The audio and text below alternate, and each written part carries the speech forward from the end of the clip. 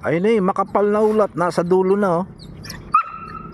Oh, yan ang area ng Palawan. Pero ang kapal nito, do sa laot sigurado malakas ang ulan. Kaya makikita niya yung makapal na ulap na yung itim. Buti hindi yan natapat dito sa Del Norte, kundi kawawa tong Del Norte. Ang lakas na ulan yan. Mapapansin niyo yung dulo ng dagat, yung maitim. Diyan nag-uumpisa yung ulan, diyan bumubuhos yan. Area to ng kwan, yung sarapan ko, area ng Central Visayas.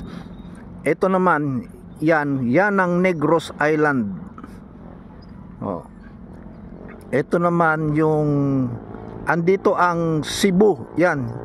Yung gitna ng screen, Cebu yan, banda rito ang Bohol. Tapos yan dulo ng island, yan ang Mindanao na yan. Andyan ang Dipolog City, ang airport nandyan. Ayan.